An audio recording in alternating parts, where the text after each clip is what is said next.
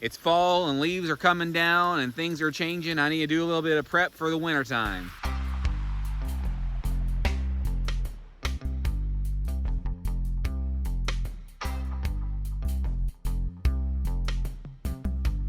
This is my property line food forest hedgerow, food forest, and this back here where it's all grown up, and you'll get to see it a little closer here in just one moment. 3 years ago or less, it was mowed. My neighbor was mowing it. It was before we had it surveyed. This field here had been being row cropped where our high tunnel is and where we've got a couple of raised beds and strawberries where we've been rotating these pigs a little bit. All of this was being row cropped over here, and we took this field back from the farmers who rent it from us. When we had it surveyed, we started planting some things up here, and I planted first some arbor vitae, some green giant thuja, then I planted black locust, redbud, mulberry, wild plum, and nannyberry. Arbor vitae, black locust, redbud, mulberry, 6 trees up here. I also planted a bunch of Jerusalem artichokes up here, but I planted those before I planted the redbud, mulberry, wild plum, and nannyberry. I want to move those that are up there next to where those are, and I'm going to do that this winter. Put some wood chip mulch around some of those trees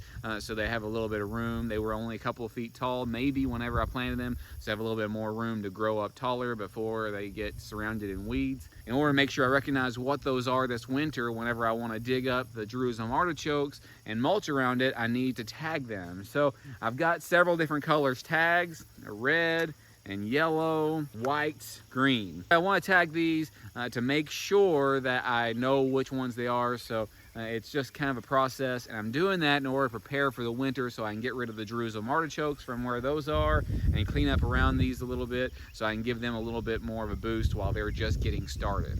So come on up here and look.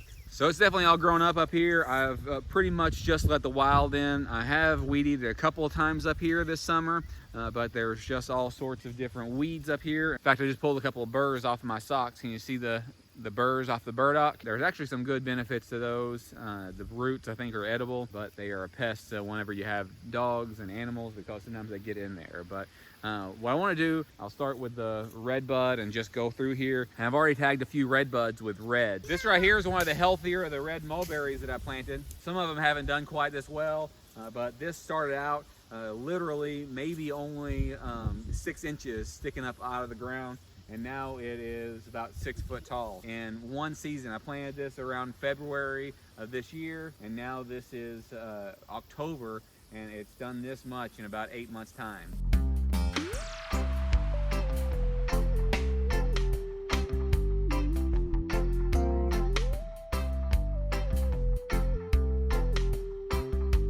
This right here is one of my wild plums. Again, this is done pretty well too. Right here and right here, those are the thuja green giant arbor vitae. Then I've got the black locust, then I've got the red bud, the red mulberry. Here is the wild plum, and this is the nannyberry I'll tell you about in a second.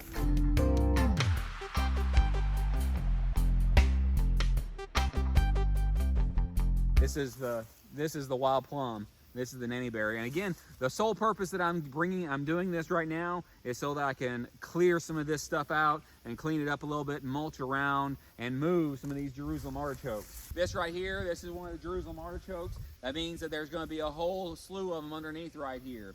And I want to move those from where all these are. It's okay if they're south from here, but I don't want them up here. So I'm going to move those this winter time and maybe go ahead and mulch around some of these and maybe weed eat just a little bit and clean some of this out. If I can mow between some of it, I might do that. I'm only going to try to do that a couple of times every year so I can leave these alone and let all of this good stuff grow right here.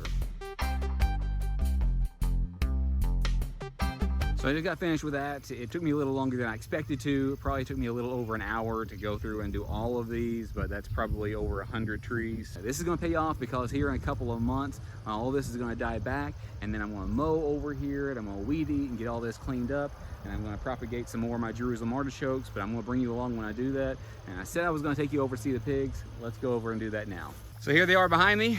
You see 1, 2, and 3, 2 gilts and a barrow. I've already agreed to sell the barrow. Somebody that Rua works with asked about purchasing a Berkshire pig, and I said we raise Mingalitzas, and he said I don't know anything about them, and he Googled them and let him know. Hey, get in there.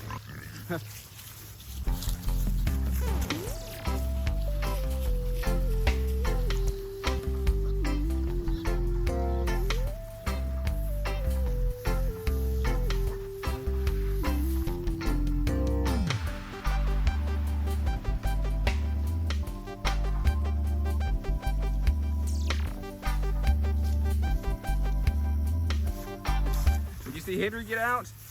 The fence isn't very hot right now, and he saw that I had food and he wanted it right then.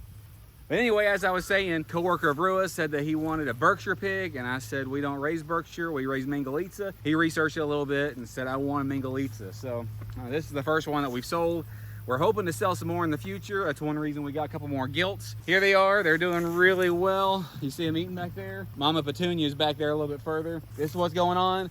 We're really excited about what's going on up there at the Property Line Hedgerow Food Forest, but that takes some time. I was thinking as I was walking over here, I couldn't film while I was walking over here because I had 2 buckets here and my tripod. I was thinking that it seems like it's going to take forever, but here in a few years, all of that will be grown up really well. We'll have some mulberries, we'll have some nanny berries, we'll have some wild plums, we'll have some flowers on our black locust and some beautiful red buds as well. It seems so far away, but it's so close just the same. My encouragement for you is if you are on a homestead, especially if you're trying to do some permaculture principles, you know, stack some functions. This is a living fence and it's going to provide us a lot of food, maybe some timber with the black locust, a lot of really great things with it. Stack those functions, let some of the wild in, but do it now. The best time to plant a tree is 15 years ago, 25 years ago. The second best time is now. So I hope you do that, and I hope I can inspire you to do that a little bit. If you like the things that we're doing, it really does help us if you hit that like button, and if you subscribe and hit the notification bell, select all so you never miss a notification. Keep coming back, comment down below if you have any comments or questions. I try to answer everything at least once. Do that, and then keep coming back every Tuesday, Thursday, Saturday, and we do a live stream on Sunday evening at 8 p.m. Central Time. Thanks.